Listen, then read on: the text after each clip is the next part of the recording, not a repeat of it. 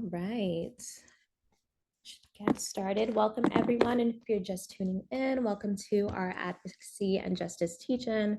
We're really excited for everyone to be on with us and to share and learn and just have this conversation about the impact of incarceration, the purpose of restorative practices, and what it means to be an advocate for change. We really hope this is a power-packed hour of information that moves you to get involved and to just deepen your knowledge of the carceral system and the ways that we can go about change and transformation. And with that, we have a beautiful panel of folks that are really passionate about what they do every day.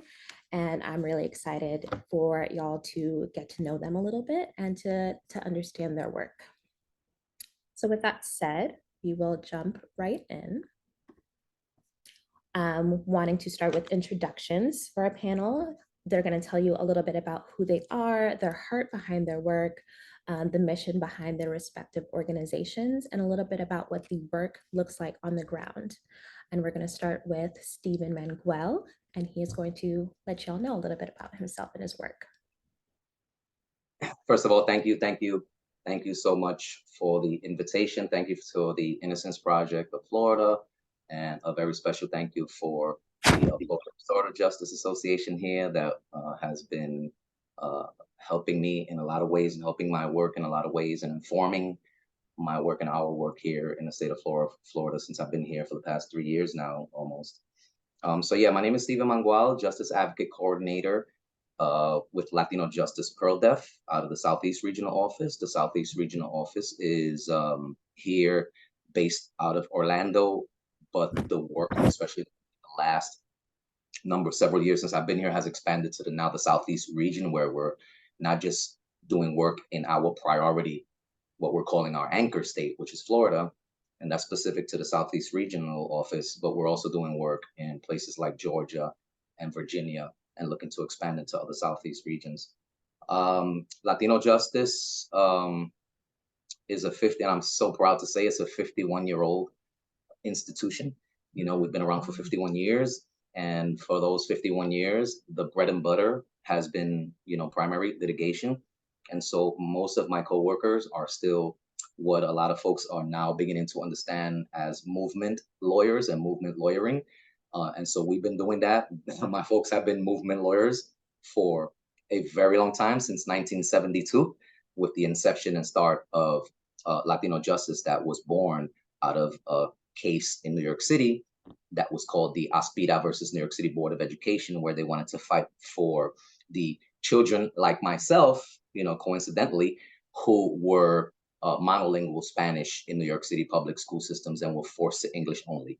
And so they wind up winning, and now the bilingual education and pedagogy was born from that. And so I'm proud to say that I'm part of a 51-year-old institution that still both uses and challenges the law to create a more just society, and really to transform some of the harms that have been a part of our Latinx subgroups and communities for a very long time. We've been criminalized for a very long time, and really to train future leaders as well.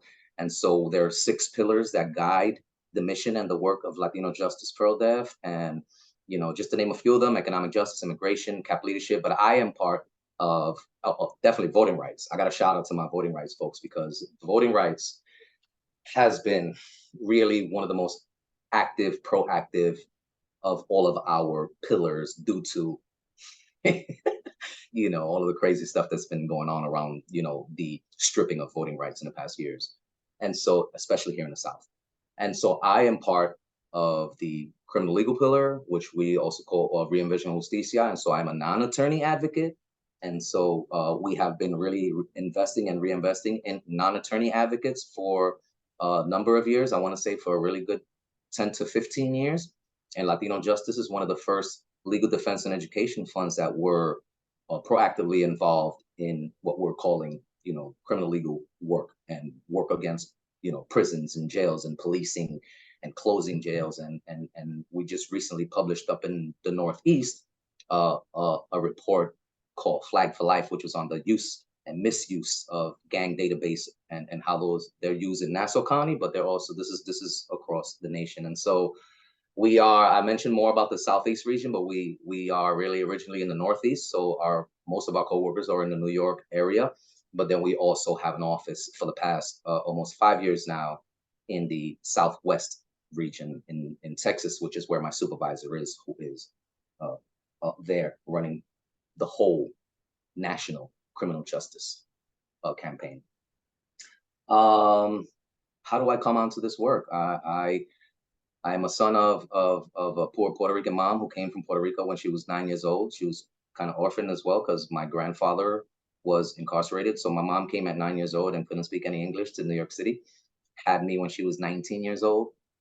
And our story is the story of a lot of folks, who are caught up in the criminal legal system, is we coming here into an environment that we did not create or control, and we have to deal with all of this, generational harm and oppression, historical oppression. And so our real, struggle, and my struggle and our family struggle, was just struggling with the relationship between poverty and capitalism, and trying to figure our way. My mom didn't speak Spanish. My first language was Spanish. My first introduction to advocacy is going with her to her appointments as her advocate, because I was bilingual naturally. And then my first introduction, sadly, to the criminal legal system was also watching her get arrested when I was 10 years old. And this was around 1981. And so from the age of 10 to the age of 20, a month shy of my 21st birthday, it was just, interactions with, policing tactics and systems of oppression. And I was just dealing with all the stuff, like I said, poverty, and a lot of other issues, and eventually wind up getting arrested a whole bunch of times, 5 times. But I turned 21 in the Bronx House of Detention, and then wind up spending 14 years in total between New York City and New York State Department of Corrections. And that's really where I was introduced to healing circles and restorative justice. And so I'll leave it there because I know I want to hear from someone else. Beautiful. Thank you so much, Steven. And I'm excited for folks to even learn more and kind of unpack your work. And with that, we will introduce our next panelist. This is my executive director, Seth Miller. You are on mute, Seth. Always happens once every Zoom meeting. Thank you, Saskia, and thank you to the panelists. This is going to be a great conversation. I'm happy to be a part of it. I'm Seth Miller. I run the Innocence Project of Florida, and we are a small justice organization based out of Tallahassee, Florida. And our mission is really threefold. It's to find wrongfully convicted people in Florida's prisons and free them through the use of new evidence that tends to demonstrate their actual innocence. And when we're able to free them, and even really before we free them, we work with them and their families to help them prepare for what are really myriad challenges of reintegrating back into a free society that for many of them is different than the one that they left 10 or 20 or 30 years, 40 years earlier when they were wrongfully incarcerated. And we provide support to help them rebuild their lives really in perpetuity, and as long or as much as they need it, as they navigate that difficult transition. And I think maybe the most lasting impact of our work is when we work on behalf of clients, it's sort of case by case, singular. It's not really the type of impact litigation that you see in other contexts, but the impact can be broad because we learn a lot of lessons about why wrongful convictions happen. There have been over 3,300 known exonerations since 1989 that are cataloged in the National Registry of Exonerations. We've had over 85 in Florida. Our organization has helped free 30 individuals who have spent 647 years in prison for crimes they didn't commit. So there's a lot of data.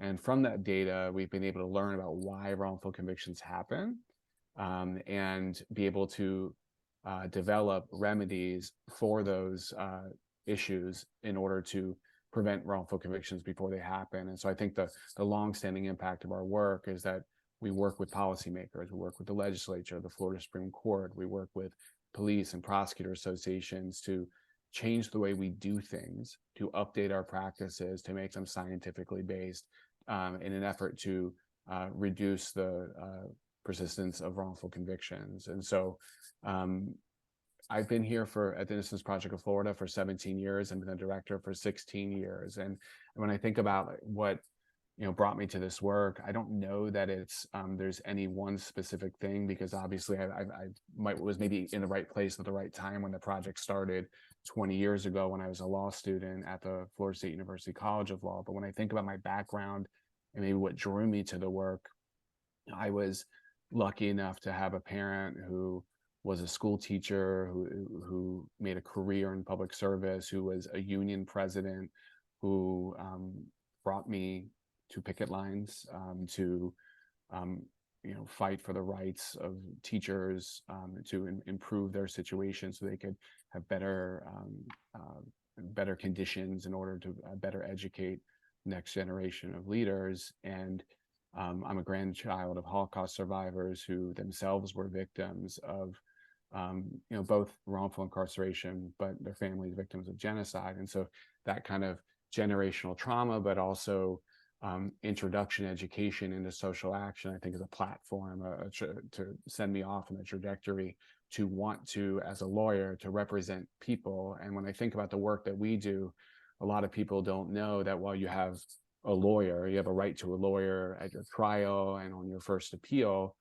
After you're convicted and after you finish your first appeal, you no longer have a right to a lawyer. And as we'll see, we have many, many, many, many people who fall into that space, who are in prison, many of whom are wrongfully incarcerated, who, but for organizations like mine, would not have access to high quality legal representation to navigate what is a really Byzantine and labyrinthine procedural framework that makes it very hard to prove a wrongful conviction and actually designed to preserve wrongful conviction. So in terms of like meeting a need, I'm thrilled that our organization is working in this space to bridge the gap between people who need this vital service and those services so they can get that help. And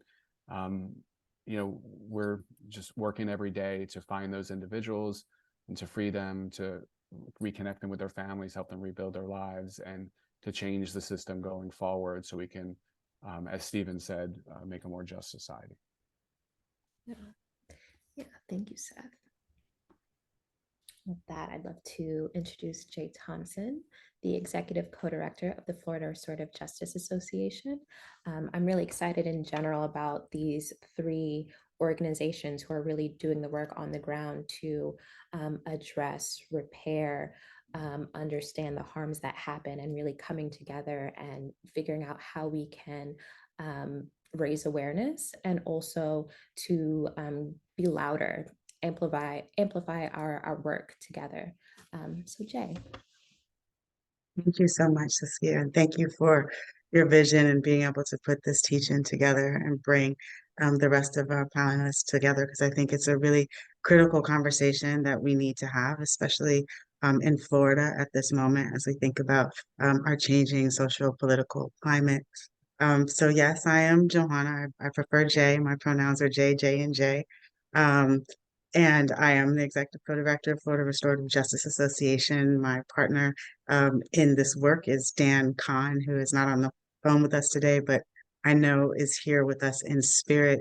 The Florida Restorative Justice Association is just that. We're an association of people who are working to expand the use of restorative justice and restorative justice practices throughout Florida, to provide alternatives to conflict, community building, and developing effective communication amongst people.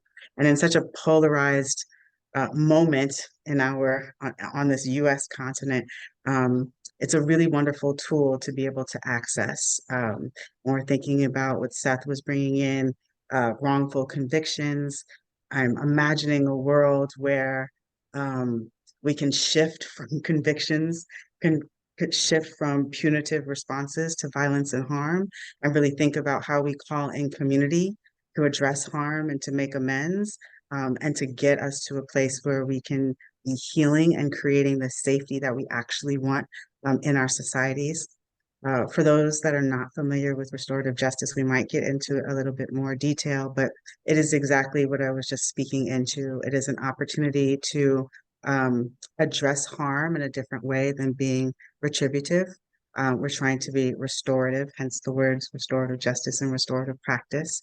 And when there is an instance of harm or violence that has occurred in a community, what we vision doing and the hope and the practice is all of the people that are impacted, directly impacted by the harm, and then in your ecosystem of social relationships, are all brought together into a space and a place to call in accountability to the harm or the violence that has occurred, to speak about what those impacts were, to talk honestly about what happened, and then to try to come to a resolve about ways to make up for the harm and the violence. It's not an easy process, right? So we talk about it and we're just like, it's a wonderful thing, but it takes a lot of accountability. It takes a lot of time. It's a human process, so it's not one and done. It could take months and years for a resolve to happen.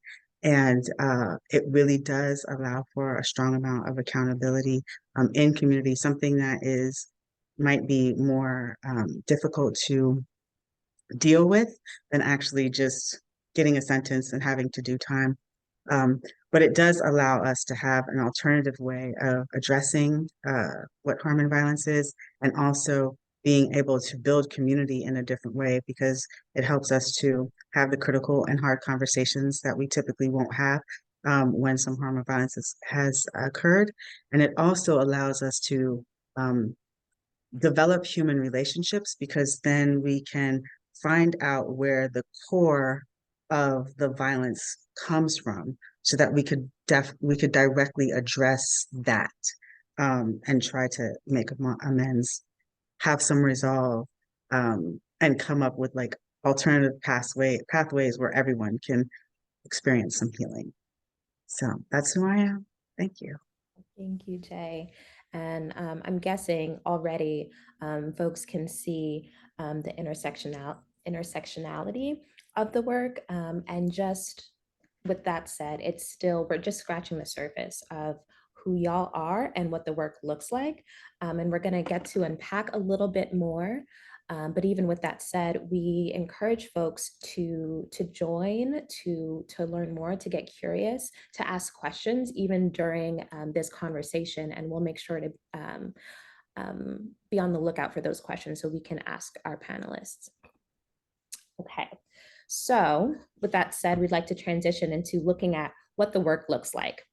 What the landscape is. So our first poll question, to give y'all a chance to kind of interact with us, is do you consider perpetuators of harm to also be victims of the carceral system? And we'll give y'all a second to kind of to think that through, to think about your personal concepts behind that, and how that lands for you.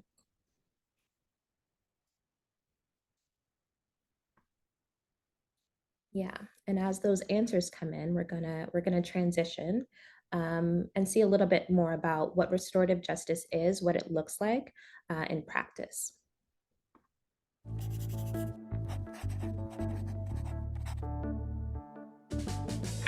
More than half of victims of violent crime don't even call the police in the first place. They prefer nothing to everything we have to offer.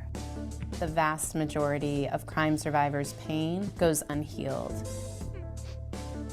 What the existence of restorative justice means is that we can no longer pretend we don't know what else to do.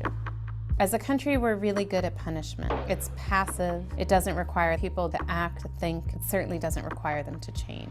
When we lock people up, we excuse them from their responsibility to answer for what they've done. Restorative justice is a process to hold them accountable. It's a tool. People take turns answering questions like what happened, what needs arise, whose responsibility is it to meet those needs, and how is that person going to do it? It requires someone to take responsibility, to repair things as much as possible, and to never commit that harm again.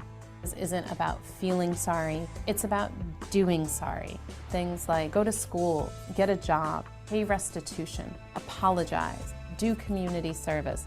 Restorative justice practices have been used to address low-level infractions like vandalism, up to addressing the impact of murders on the surviving family members. Restorative justice processes are first and foremost about meeting the needs of people who are hurt. Sometimes the person who can make the greatest contribution to a survivor's healing is the person who harmed them. To come through trauma, we need answers to our questions. To say, my life was never the same after you hurt me like that. Crime survivors want the most safety possibly available. So if incarceration actually produced safety, we would have the safest country in human history. That's not what we have.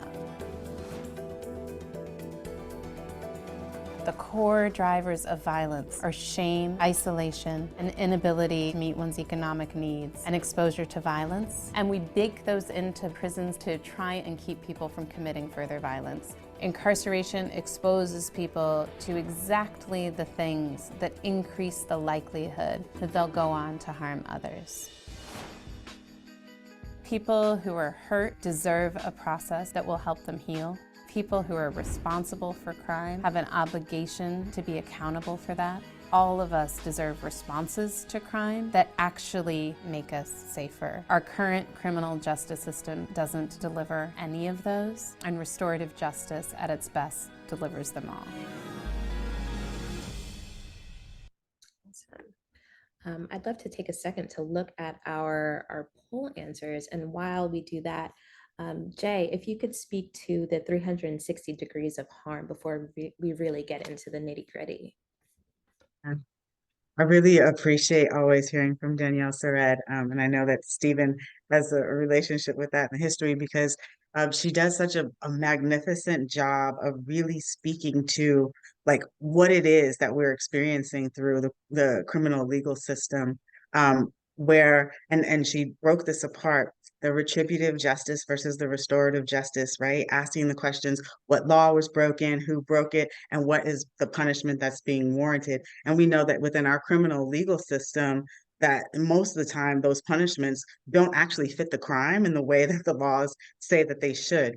And people get a significant amount of time, especially if you're coming from Black and brown communities, because there's this ideology about who is committing crime, who are violent people in community. Restorative justice allows us to say who was harmed, what were the needs and the responsibilities of who's affected, and what do those parties together address the needs and repair of the harm. And so I'm seeing the poll answer, and I'll just segue into that a majority of those that are on this call with us, 89%, are believing that yes, people who create and cause harm are also victims of the carceral system. And I'm glad to hear that, because one of the things that Danielle Surratt herself actually speaks into is the first time you don't come into violence the first time by committing it. I don't know if I'm actually quoting the exact words, but thank you, Steven. And the first time I heard that, I was just like, there's something there's the core and the essence of that is so true. Because there is this 360 degrees cycle of violence, and that's the way that I like to think about it, that we're all, and I call us the new VIPs, we're all violence impacted people. And within the cycle of violence, there's 360 degrees of entry points into how you come into that cycle of violence. And so it's really important and within our humanity to consider that. There's 360 degrees into the cycle of love as well, but we need to be thinking about where people place, where they come in, and then how it is that we can create opportunities for us to know what entry point is so that we can actually meet the needs and repair the harm or the violence that has occurred. And so one of the things I believe that Saskia was going to, I'm going to turn it back to you, is to highlight with this quote from Bryan Stevenson. Yes, thank you, Jay. So it is a paradox for a society that talks about freedom and equality to be so comfortable with having the highest rate of incarceration in the world. We've got 4% of the planet's population, but nearly 25% of the planet's imprisoned. And nobody seems to feel bad about that. That quote is by Bryan Stevenson, another individual that I encourage folks to read his book, to learn about, to really be inspired by, because he is really doing the work. And before we move forward in just kind of looking at the landscape of incarceration, specifically in Florida and in general in the United States, if Steven or Seth, you want to touch on anything before we move on? Okay. And with that, I will turn it over to Steven. Thank you. So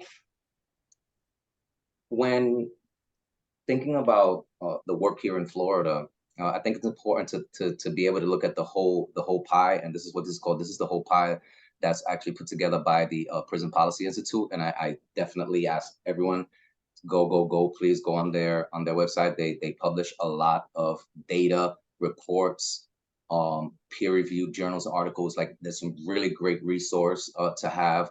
And so I figured, to start with a picture of what does it look like. You just quoted Bryan Stevenson, and he talks about, the relationship and the comparison between us being, 4% of the population, but 25% of the prison population. And just think about that. That's the whole world, right? And so when we think about things like, and I'm gonna use the term racialized mass incarceration, only to have folks think about that and think about the term mass incarceration in a more insightful way. One, who is it that's massively incarcerated? And two, if we're not okay with mass incarceration, then how much incarceration are we okay with? And so there's just different ways. And then there's even more to think about when thinking about that term. But this is a term that's been thrown around for a long, long time. And I want to thank my supervisor for really helping me, expand on that. And just to shout him out, his name is Jorge Renaud, and he's the National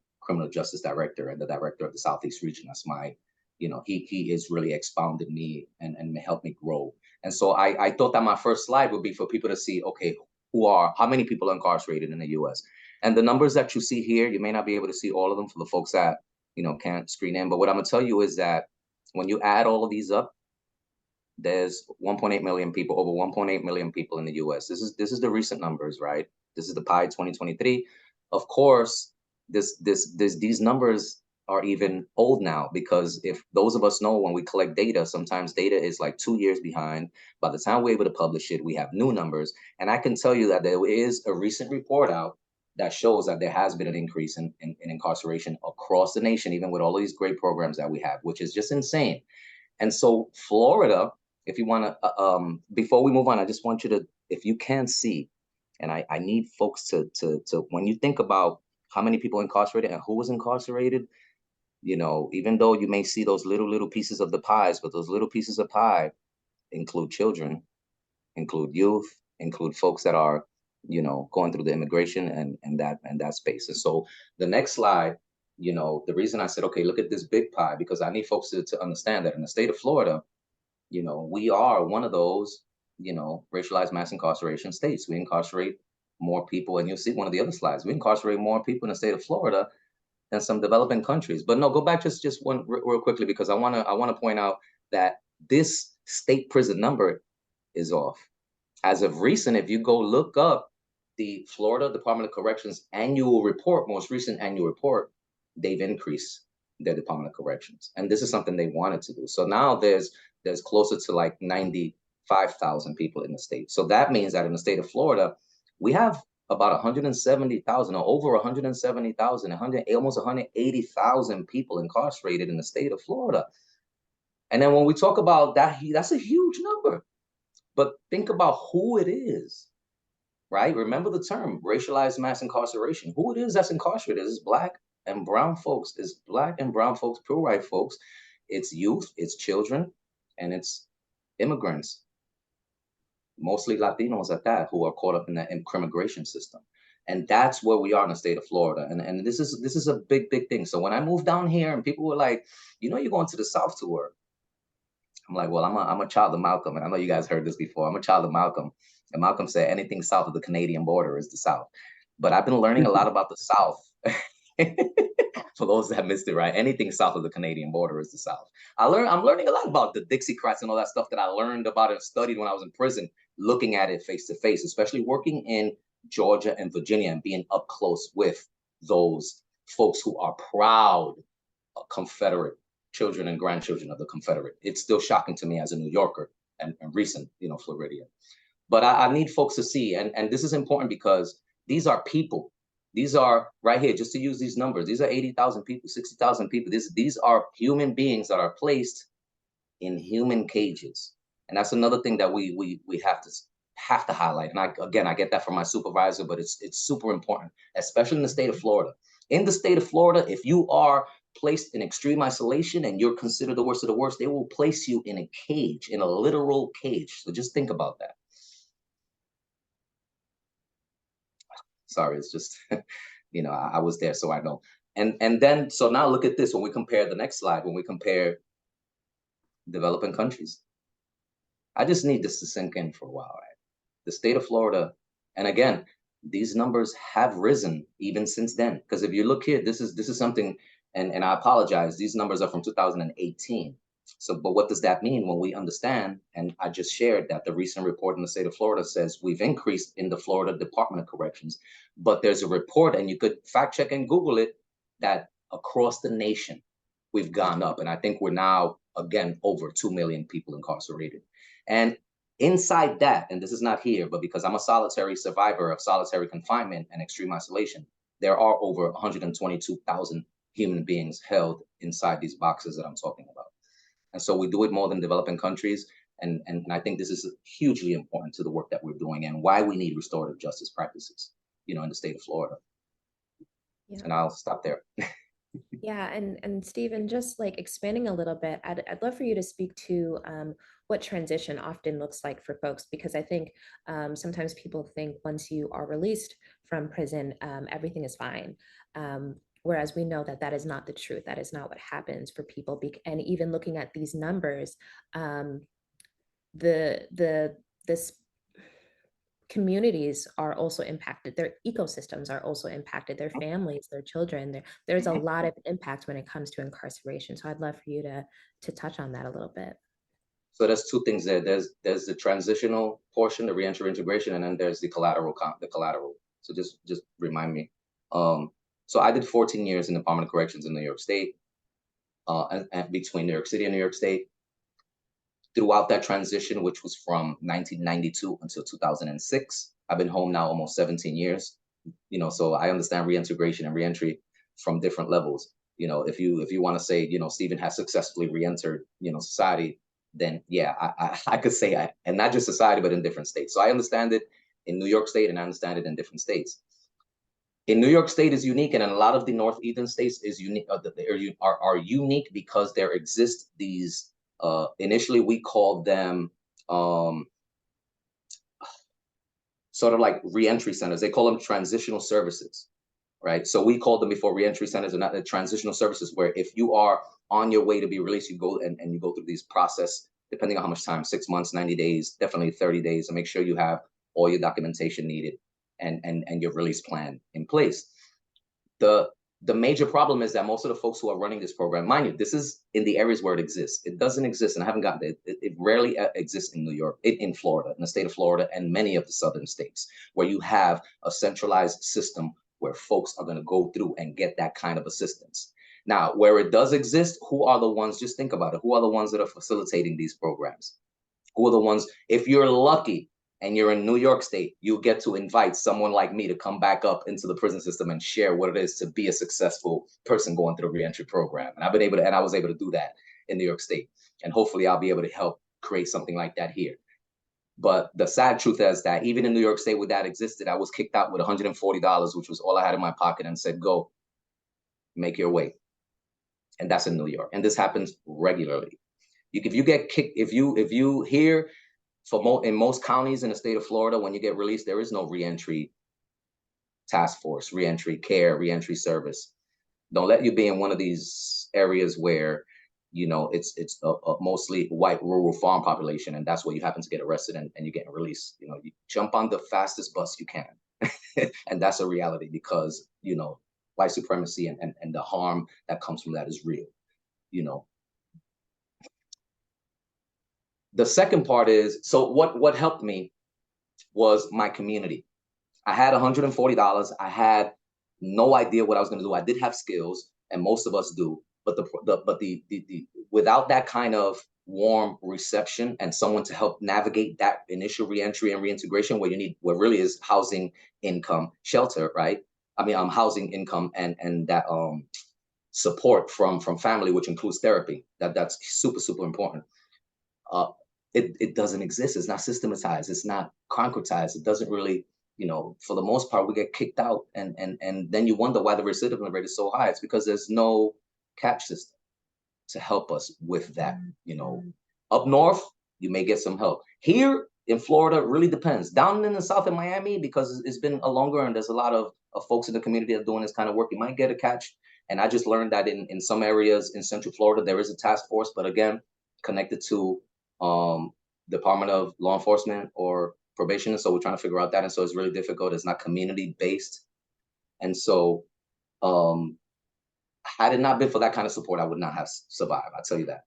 Now, the ripple effects, which is the second part, is that whenever one of us is arrested, whoever is our nearest family members, community members, they are also going through the system. I have a friend who her daughter just recently got arrested and has gone through that. And I can't imagine, because I didn't have that. I was on the inside. I didn't have, you know, I had one family member on the outside struggling through the whole thing. But they all go through trauma. They all go through that different aspects of the criminal legal system, especially if they're coming to visit or in communication in some way, shape, or form, because that's regulated and controlled. But I think one of the worst things is that they really get treated as if they're also committed crimes and are there, you know, even when they come visit, they have to go through a horrible search. I've heard horror stories, and where they've been sexually harassed in some places. And so, and that's just one aspect. There's so many ripple effects with regards to, you know, family members who suffer. I hope I answered. Good, yeah. You did.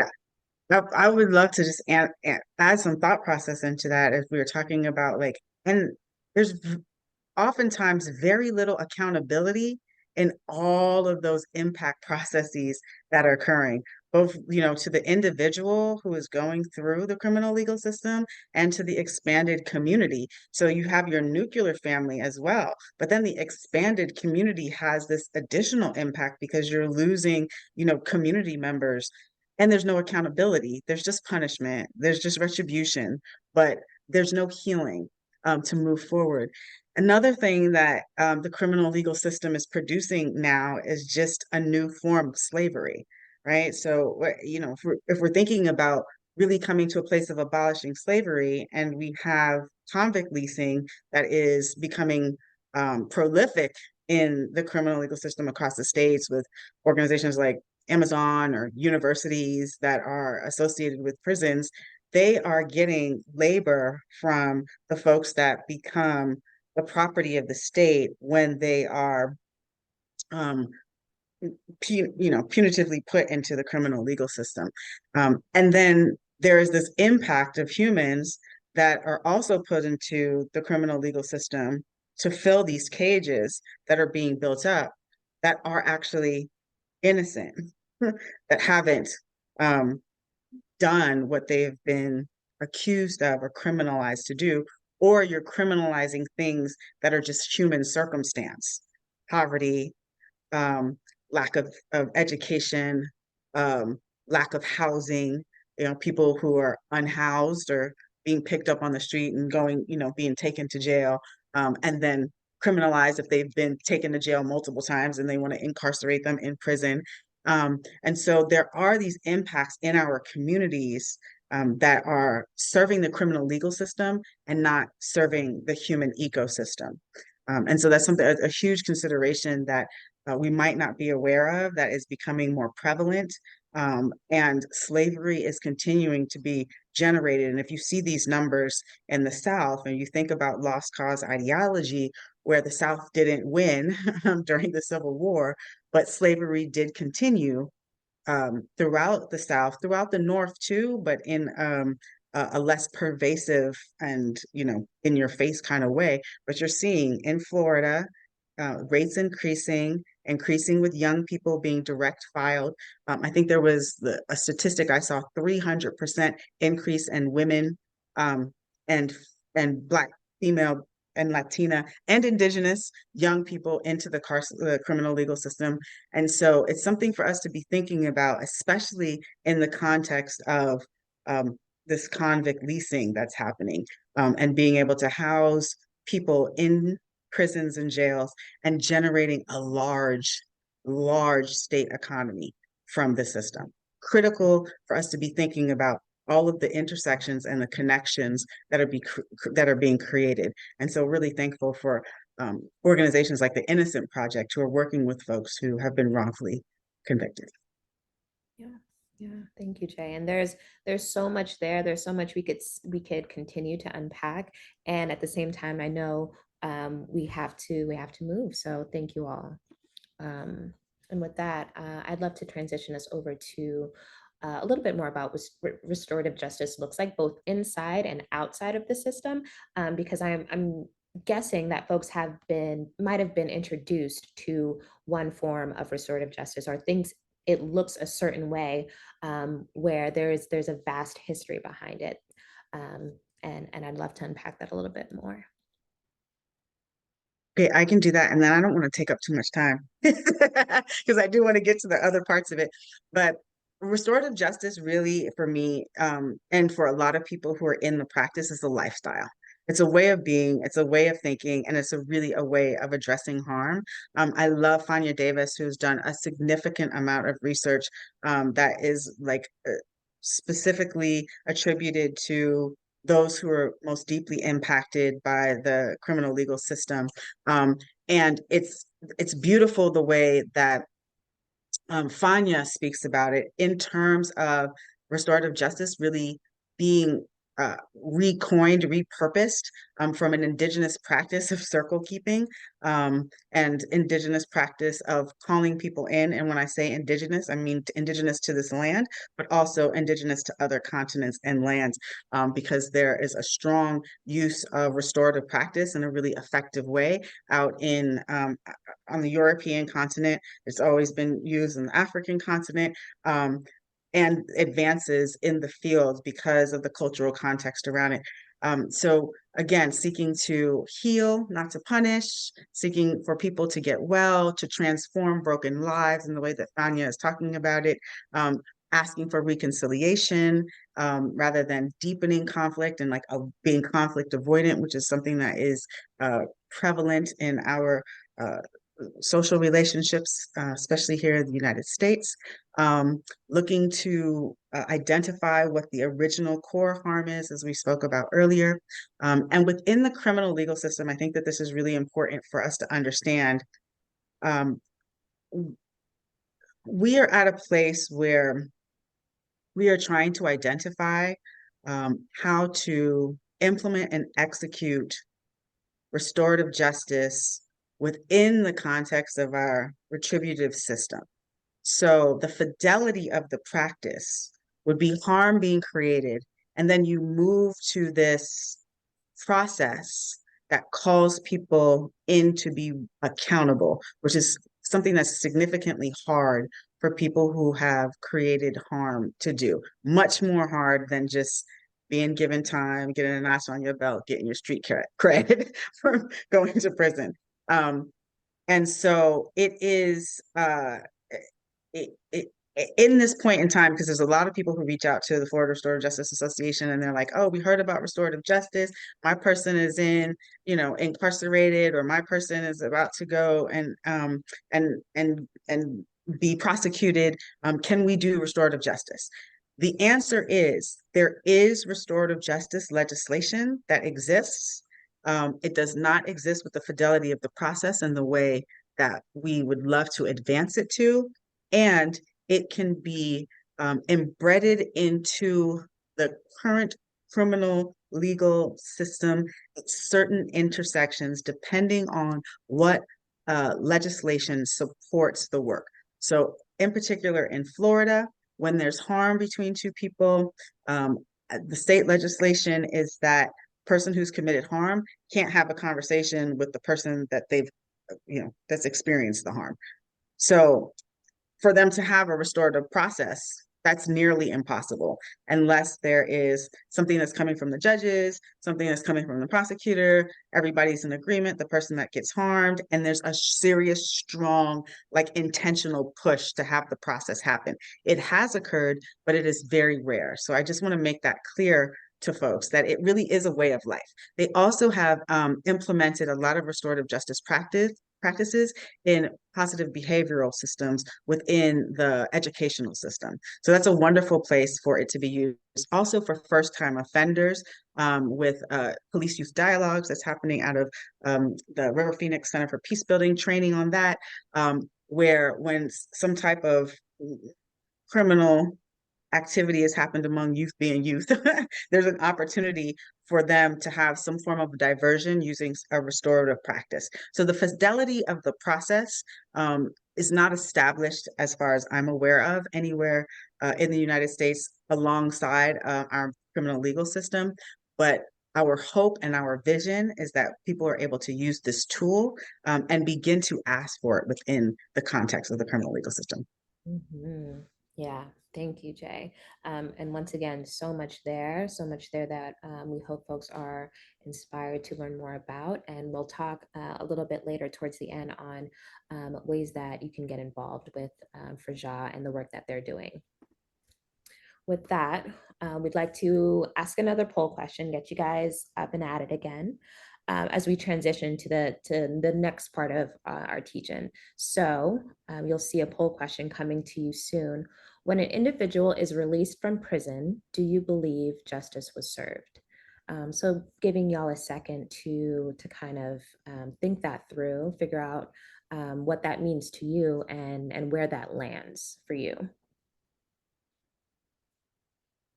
And you'll see it on your screen. Take a second. Think it through and answer. And I'll give y'all a couple seconds before sharing. I'm seeing answers coming in.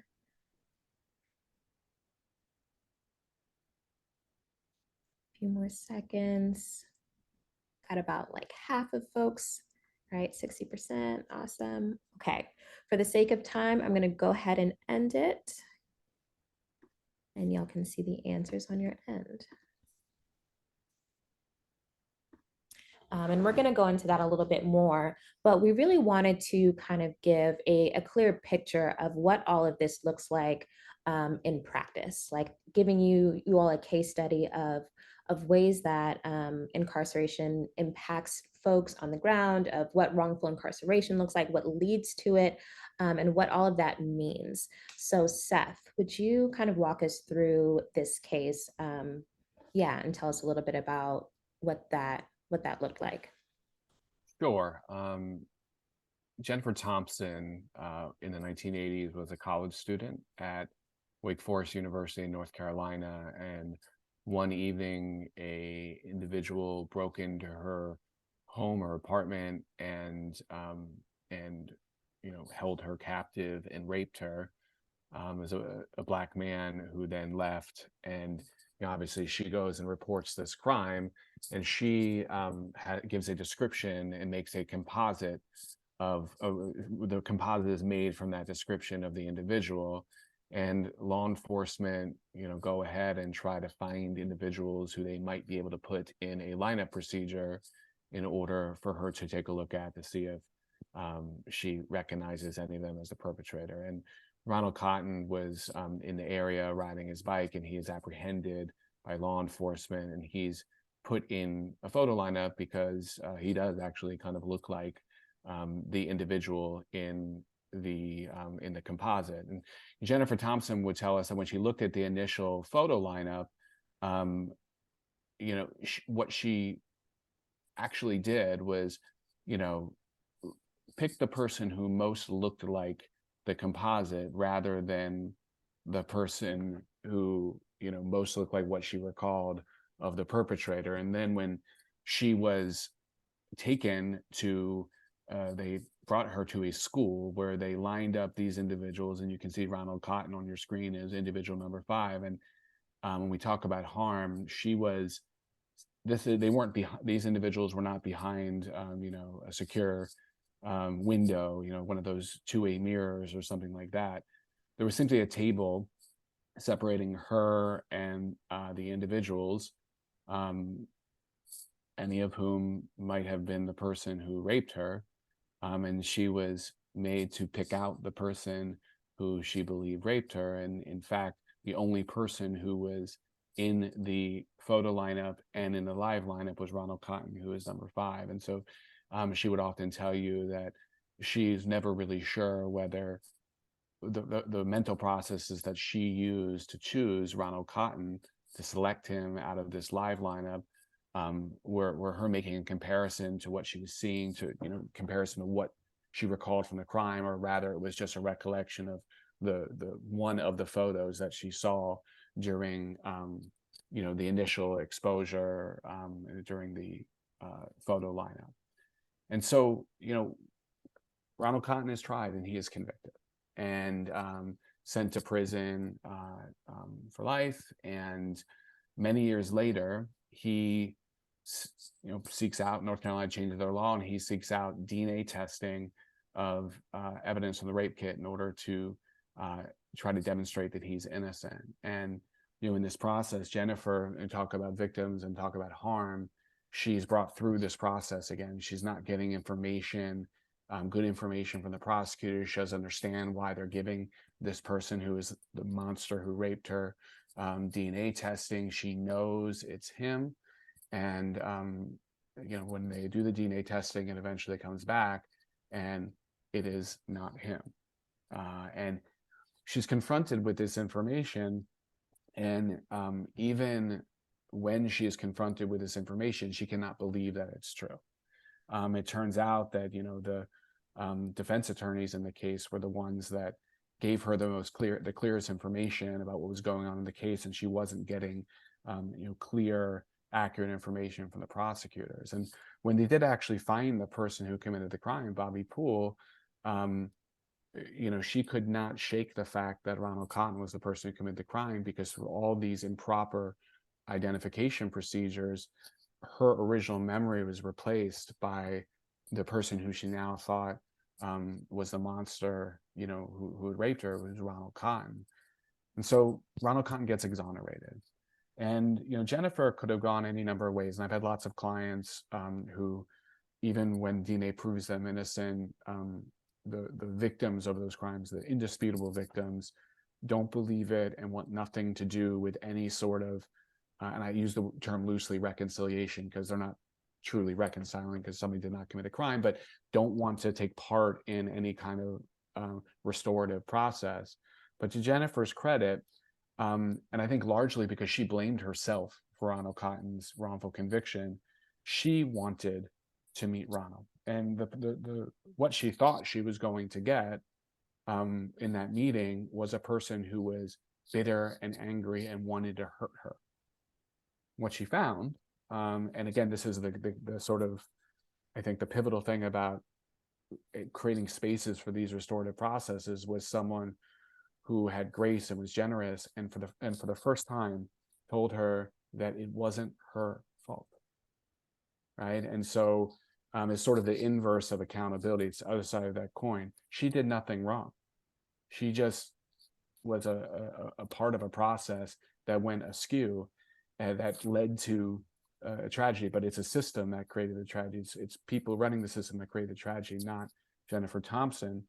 And that created an eternal bond between, Jennifer Thompson and Ronald Cotton, and they ended up writing this wonderful New York Times bestseller, Picking Cotton. And when I was looking at the Fania Davis side, I saw that one of the pillars of what she said was healing justice rather than punishing justice. And Jennifer, I imagine, was inspired by Fania Davis and this concept because she started an organization called Healing Justice. I mean, she tried to figure out where she fit in the innocence movement and the wrongful conviction community. She had a great relationship with Ronald. She started coming to our conferences, meeting lots of other exonerees, and what she saw was people who themselves were broken because even though they were exonerated, even though they supposedly received justice, and this goes to our question that was asked, no one ever apologized to them. No one ever sat down and said, how did this happen to the person? And Jennifer realized that there needed to be, we had a lot of lawyers, investigators, and people who were working to free people, but there wasn't a lot of thought going into how do we use restorative practices to help reduce the ongoing harm to individuals who are exonerated and help heal them.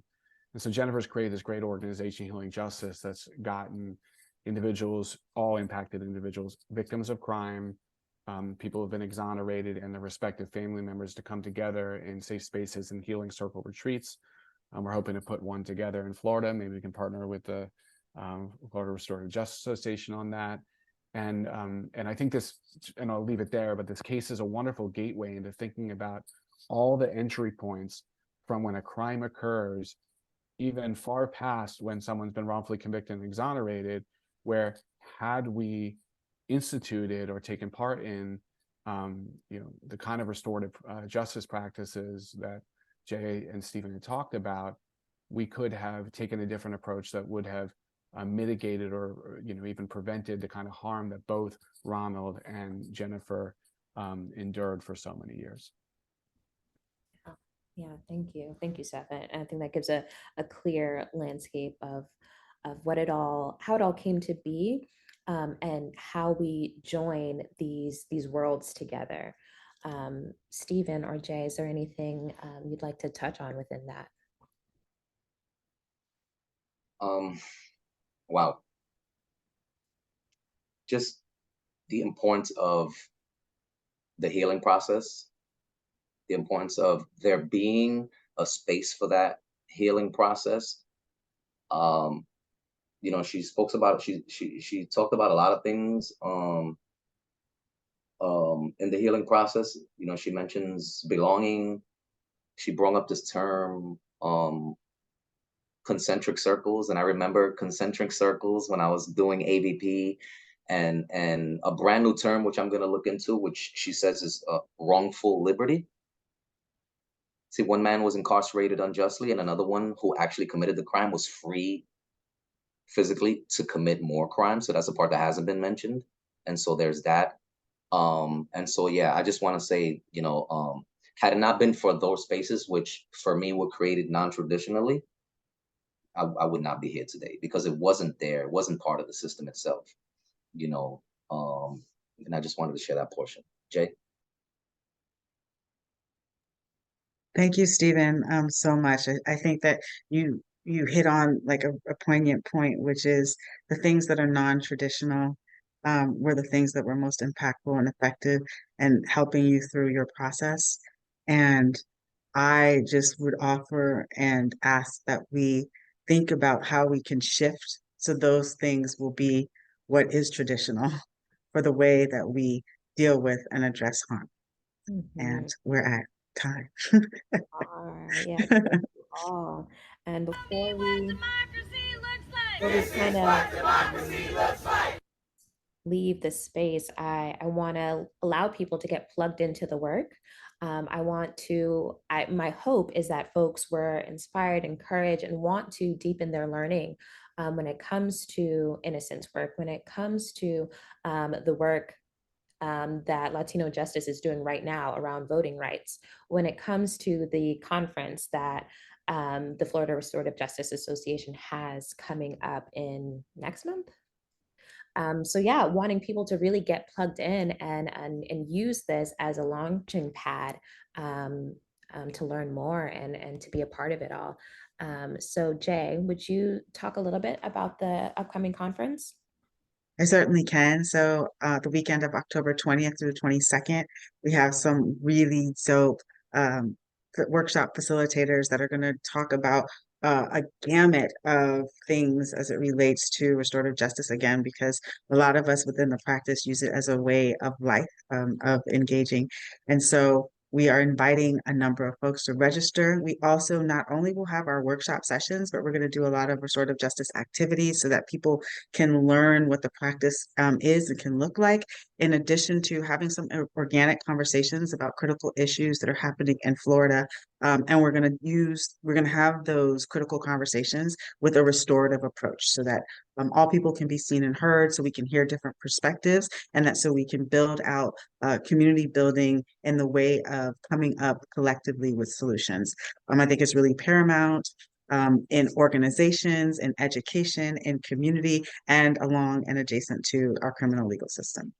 Beautiful, thank you. And I know, Steven, we are so honored to have had you. I know he has to get on another call actually right now. So I want to quickly allow you to get people to get fired up about Latino justice, if there are any ways that they can find you or find the organizations, and what that looks like and how they can get plugged in. Yes.